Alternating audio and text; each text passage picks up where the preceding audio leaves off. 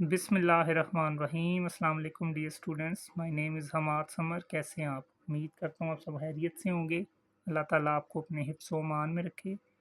Students, पिछले lecture में हमने एक्सरसाइज 1.4 का क्वेश्चन 9 सॉल्व किया था और उसके साथ ही हमारी एक्सरसाइज 1.4 कंप्लीट हो गई थी। आज के लेक्चर में हम एक टॉपिक डिस्कस करेंगे, rectangular coordinate system and polar coordinate system.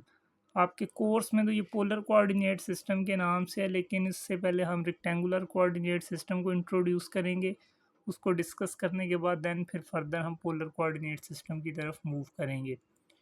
Video start करने से पहले अगर आपने चैनल को लाइक और सब्सक्राइब नहीं किया तो चैनल को लाइक और सब्सक्राइब कर लें, बेल का बटन प्रेस कर लें और अगर वीडियो अच्छी लगे तो वीडियो को लाइक और शेयर कर दें। स्टूडेंट्स, अब हम टॉपिक की तरफ मूव करते हैं। तो फर्स्ट ऑफ ऑल आप इन दो डायग्राम्स को फोकस करें। यहाँ पर देखें, ये लिखा हुआ है रेक्टेंगुलर कोऑर्डिनेट और पोलर कोऑर्डिनेट।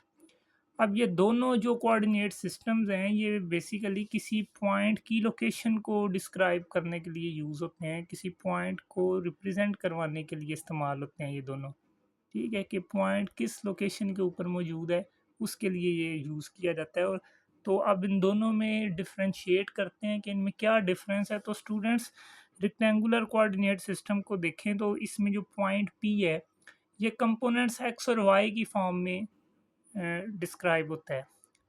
तो और इसमें ये एक्स और वाई कंपोनेंट्स का मतलब क्या है स्टूडेंट्स? अगर ये एक्स कंपोनेंट जो कि पहला कंपोनेंट है, यहाँ पर लिखा हो 3, तो इसका मतलब है कि एक्स एक्सिस पे जहाँ पर नंबर 3 है, ये पॉइंट वहाँ से जो है ना उसके सामने मौजूद है। और वाई कंपोनेंट जो कि इसका दूसरा कंपोनेंट है, इसका इसकी जगह अगर 5 लिखा हो तो इसका मतलब ये है कि वाई एक्सिस के ऊपर जहाँ पर 5 है उसके सामने ये पॉइंट मौजूद है। तो एक्स एक्सिस से ये 3 से मूव करेगा और वाई एक्सिस से ये 5 से मूव करेगा, तो वो जो दोनों लाइन हैं जिस जगह पे जाके इकट्ठी हो जाएंगी वो उस पॉइंट की लोकेशन होगी। ठीक है, तो रेक्टेंगुलर कोऑर्डिनेट सिस्टम में हम एक पॉइंट पी को उसके एक्स और वाई कंपोनेंट्स की शक्ल में रिप्रेजेंट करवाते हैं। मींस एक्स एक्सिस और वाई एक्सिस को यूज़ करते हुए हम लोकेशन डिस्क्राइब करते हैं पॉइंट की। लेकिन जो पोलर कोऑर्डिनेट सिस्टम है उसमें हम पॉइंट की लोकेशन को आर और थीटा कंपोनेंट्स के अंदर डिस्क्राइब करते हैं। और इसमें आर क्या होता है? R is a fix distance और थीटा इज़ अ एंगल। ठीक है, तो स्टूडेंट्स, मैं अभी आपको एक बात बताने लगा हूँ, उसको माइंड में रखिएगा। अगर आप किसी पॉइंट को किसी फिक्स डिस्टेंस आर से एंगल थीटा के ऊपर रोटेट करवाते हैं, तो वो जो सिस्टम बनता है वहाँ पे उसको हम कहते हैं पोलर कोऑर्डिनेट सिस्टम। स्टूडेंट्स, मैं रिपीट करने लगा हूँ बात, इसको ध्यान से सुनिएगा और माइंड में बिठाइएगा कि अगर आप किसी पॉइंट को एक फिक्स डिस्टेंस आर से एंगल थीटा के ऊपर रोटेट करवा देते हैं, ठीक है, तो फिर वहाँ पर जो कोऑर्डिनेट सिस्टम बनता है उसको कहा जाता है पोलर कोऑर्डिनेट सिस्टम। अब हम इसकी डिटेल्स को चेक करते हैं और फर्दर एग्जांपल के साथ भी इसको देखेंगे।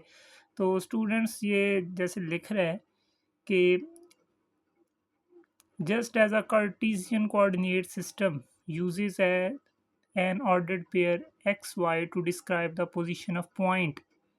The polar coordinate system determine the position of point using a directed distance r from a fixed region O called the pole and the angle theta that the line connecting the origin to the point makes the polar axis typically align with the positive x axis। Students, इस सारी बात को explain करने से पहले मैं आपको ये इसमें कुछ टर्मिनोलॉजीज यूज़ हो रही हैं वो आपको समझा दूँ। अगर आप रेक्टेंगुलर कोऑर्डिनेट सिस्टम के अंदर आएँ तो एक्स एक्सिस और वाई एक्सिस जिस जगह के ऊपर एक दूसरे को इंटरसेक्ट करते हैं उस पॉइंट को कहते हैं ओरिजिन, ओ से रिप्रेजेंट करते हैं। और पोलर कोऑर्डिनेट सिस्टम के अंदर एक्स एक्सिस और वाई एक्सिस जिस पॉइंट के ऊपर एक दूसरे को इंटरसेक्ट करते हैं उसको ओ से रिप्रेजेंट करते हैं, लेकिन उसको ओरिजिन नहीं कहते, उसको पोल कहते हैं। ठीक है, सो ओरिजिन क्या है? Point of intersection of X axis and Y axis in rectangular coordinate system. और पोल क्या है? Point of intersection of X axis and Y axis in polar coordinate system.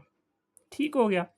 तो अब स्टूडेंट्स, उसके अलावा ये जो हॉरिजेंटल लाइन होती है रेक्टेंगुलर कोऑर्डिनेट सिस्टम में, इसको एक्स एक्सिस कहते हैं, और पोलर कोऑर्डिनेट सिस्टम में इस एक्स एक्सिस को पोलर एक्सिस का नाम देते हैं। ठीक है। तो रेक्टेंगुलर कोऑर्डिनेट सिस्टम का दूसरा नाम कार्टेशियन कोऑर्डिनेट सिस्टम भी है।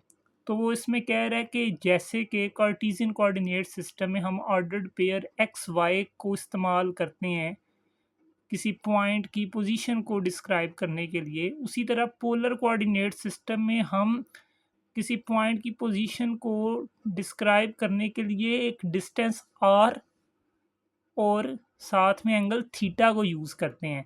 और ये आर के बारे में ये क्या बता रहा है कि distance R from a fix position O. ठीक है। तो यानी उस जो पॉइंट ओ है जिसको पोल कहते हैं, उससे लेकर जो पॉइंट पी है उस तक का डिस्टेंस क्या होता है? आर, जो कि फिक्स डिस्टेंस है। और जिस एंगल के ऊपर उसको रोटेट करवाया जाता है उसको कहते हैं थीटा। ठीक है।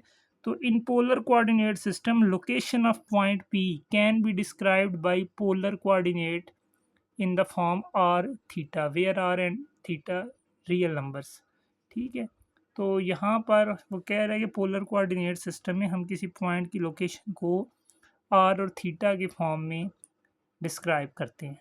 ठीक है स्टूडेंट्स, तो अब हम इसकी एग्जांपल के ऊपर आ जाते हैं। तो सो ये देखें कि ये एक पॉइंट दिया हुआ है 5 और π/4। ये जो इसका फर्स्ट कंपोनेंट है ये होता है आर।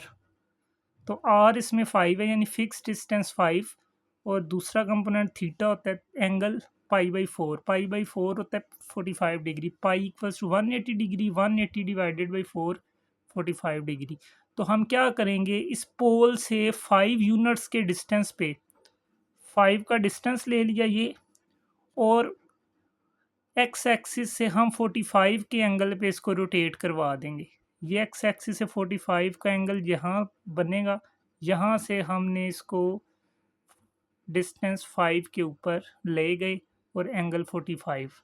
ठीक है। तो इस जगह के ऊपर वो पहुंच गया, तो ये पॉइंट की पोजीशन बता रहा है।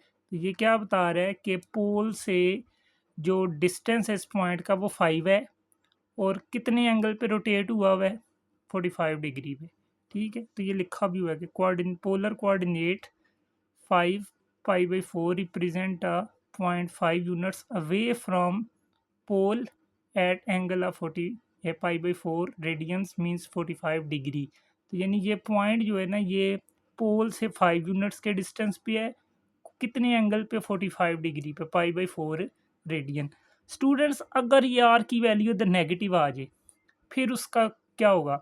उसके लिए फिर हम ये देखते हैं, ये नेक्स्ट पेज पे जाकर देखते हैं कि अगर ये आर की वैल्यू इधर नेगेटिव आ जाए, जैसे -5 है, तो आप ये काम करते हैं कि जो एंगल आपका ये π/4 था 45 डिग्री, 45 डिग्री के ऊपर एंगल ड्रॉ करेंगे, और क्या करेंगे, इसके बिल्कुल अपोजिट साइड के ऊपर एक लाइन ड्रॉ कर देंगे।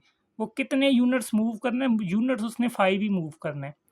ये -5 जब लिखा हुआ है ना आर, तो आपने मूव उसको 5 यूनिट्स ही करवाना है, लेकिन माइनस रिप्रेजेंट कर रहा है अपोजिट डायरेक्शन को, तो ये 45 डिग्री के बिल्कुल अपोजिट साइड पे एंगल बन जाएगा। ठीक है। तो ये कितना फिर टोटल बन जाएगा? π/4 तो ये है, और उसके अपोजिट कितना होगा? 180 और ऐड हो जाएगा उसमें। तो π/4 में ये 180 यानी पाई ऐड हो गया, तो ये आ जाएगा 5 π/4।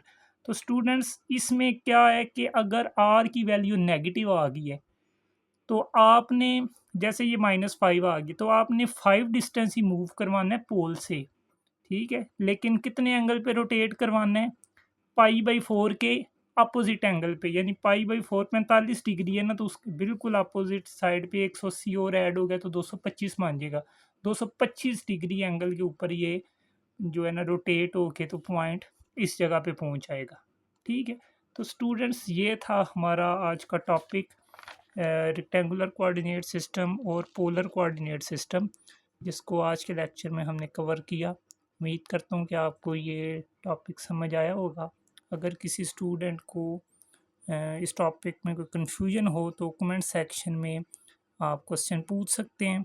और अगर ये टॉपिक क्लियर है आपको तो वीडियो को लाइक और शेयर कर दें, चैनल को लाइक और सब्सक्राइब कर दें, बेल का बटन प्रेस कर दें और कमेंट सेक्शन में अपनी राय का ज़रूर इज़हार करें। शुक्रिया।